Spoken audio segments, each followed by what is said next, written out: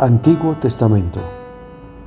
Aunque Abba no aparece en el Antiguo Testamento, su correspondiente nombre hebreo ocurre con frecuencia. En Abba se refiere generalmente a un padre humano. En algunas ocasiones se habla de Dios en el papel de Padre de Israel. Nuevo Testamento. La idea de la relación íntima de Dios con la humanidad es un rasgo distintivo de la enseñanza de Jesús. Dios se relaciona con los creyentes tal como un padre lo hace con su hijo. Algunos traducirán Abba por papito para dar una idea del significado íntimo y personal de la palabra, aun cuando padre traduce la palabra griega más formal, pater. Sin duda, la idea de Abba está en su trasfondo. Jesús se dirigió a Dios en oración como Abba y les enseñó a los discípulos que oraran con los mismos términos. Las declaraciones de Jesús en cuanto a su íntima relación con Dios ofendía a muchos de sus opositores, pues consideraban que Abba era una expresión excesivamente familiar para dirigirse a Dios. No obstante, el uso que hizo Jesús estableció el modelo para la visión de la Iglesia en cuanto a Dios y la relación de los creyentes con Él. Pablo utilizó Abba para describir la acción de Dios al adoptar a los creyentes como hijos y al cambio que resulta en la condición del creyente. Adda, nombre que significa siervo en el caso de dos hombres, padre de Adonirán, a quien Salomón le confió supervisar a los que hacían trabajos forzados. Levita que vivía en Jerusalén en lugar de hacerlo en una de las ciudades levíticas. También se lo llama Obadías, hijo de Semaías. Abdel, nombre que significa siervo de Dios. Selemías, hijo de Abdel, fue uno de los 3 asistentes a quienes Joacín ordenó que arrestaran a Barut, el escriba de Jeremías, y a Jeremías Dios protegió a sus siervos de los siervos del rey.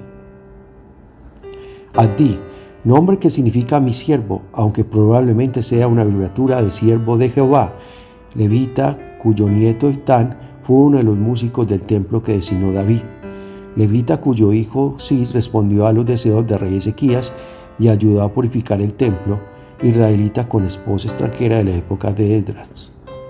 Abdías, nombre de persona que significa siervo de Yahvé, persona a cargo del palacio de Acad, estaba consagrado a Yahvé y salvó a los profetas de la ira de Jezabel. Fue intermediario entre Elías y Acad, descendiente de David a través de Ananías, padre de Ismaías, oficial de la tribu de Zabulón que sirvió en el ejército de David, uno de los 5 oficiales que envió Josafat a la ciudad de Judá para enseñar el libro de la ley de Yahvé. Levita, descendiente de Merari, que fue designado por Josías para supervisar la reparación del templo. Profeta de Judá que dejó testimonio escrito. Libro de Abdías, del libro más breve de los profetas menores que contiene el mensaje del profeta Abdías. El profeta, ninguna otra fuente menciona a Abdías fuera de su libro. Es un nombre común en el Antiguo Testamento. Su significado, siervo de Yahvé, refleja la fe y las ambiciones espirituales que tenían los padres para con su hijo.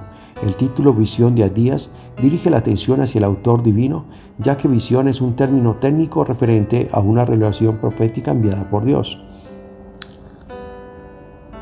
La situación. Históricamente, el libro pertenece al inicio del período posexílico en los últimos años del siglo V a.C. La parte central trata sobre la caída de Jerusalén a manos de los babilonios en el año 586 a.C. Los edomitas desempeñaron un papel importante en este trágico acontecimiento. Edom era un estado ubicado al sudeste de Judá.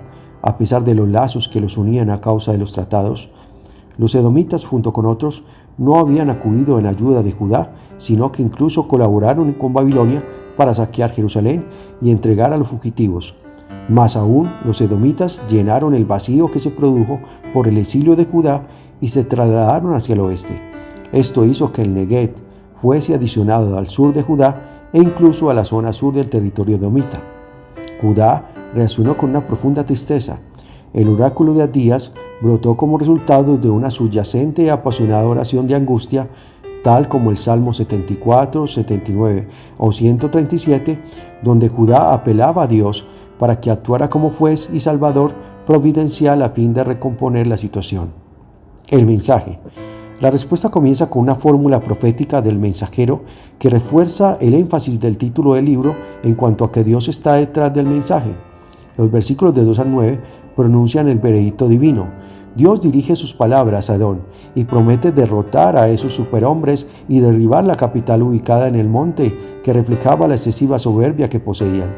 Sus aliados lo abandonarían y no serían capaces de salvarlos, ni su famosa sabiduría ni sus guerreros. Esto parece predecir temerosamente la infiltración natananea desde el desierto oriental y la eventual toma del territorio edomita tradicional. El final del versículo 1 pareciera un informe del profeta sobre una coalición de grupos vecinos que ya estaba planeando atacar Edom. El catálogo de los delitos de Edom, versículos 10 a 14, obra como la acusación que justificaba el veredicto del castigo divino. La repetición de la palabra día hace que este concepto sea el centro de la escena. La idea subyacente es que Judá había sido víctima del día de Yahvé, cuando Dios intervino aplicando su juicio, y que había bebido de la copa y la ira divina. En la teología del Antiguo Testamento, el concepto del día de Yahvé no solo alcanza al pueblo de Dios, sino también a sus no menos malvados vecinos. Esta dimensión más amplia se refleja en los versículos del 15 al 16. La caída de Edom desencadenaría este evento escatológico donde se iba a restaurar el orden en un mundo rebelde. Luego llegaría la reivindicación del pueblo de Dios, no para su propio beneficio, sino para ser testigos terrenales de su gloria, y así el reino será de Yahvé. El significado. Al igual que el libro de Apocalipsis, que proclama la caída del Imperio Romano, que encabezaba la persecución, el objetivo de Abdías es mantener la fe en el gobierno moral de Dios y la esperanza en el triunfo definitivo de su justa voluntad soberana. Esto proporciona un mensaje pastoral a los corazones quebrantados que afirma que Dios está en el trono y se interesa por los suyos. Bosquejo. Dios conoce y juzgará los pecados de los enemigos de su pueblo. El orgullo engaña al ser humano para que piense que puede escapar del juicio de Dios. El pueblo engañoso será engañado por sus aliados. La sabiduría humana no puede evitar el juicio divino. La conspiración contra los hermanos no quedará impune. El día de Yahvé aplica juicio a las naciones, pero liberación al pueblo de Dios. Los pecadores recibirán justa recompensa. Dios librará a su pueblo en santidad. El remanente de Dios será restaurado. El reino le pertenece solo a Dios. Abdiel, nombre que significa siervo de Dios. Su hijo Ahí fue líder de la tribu de Gad. Adón, nombre geográfico de persona que significa servicio o servil, ciudad de la tribu de Aser que se le dio a los levitas. Su nombre moderno es Kirnet Adet. Se encuentra a unos 5 kilómetros y 3 millas de la costa del Mediterráneo entre Tiro y Aco. Fue de Israel de la ciudad de Piratón de la tribu de Efraín. Tenía una familia numerosa, 40 hijos, 30 nietos, y riquezas personales, 70 años. 2 hombres de la tribu de Benjamín. El segundo fue antepasado del rey Saúl, miembro del equipo que nombró el rey Josías para buscar la guía de Dios en cuanto al significado del libro que encontró el sacerdote Hilcías en el templo.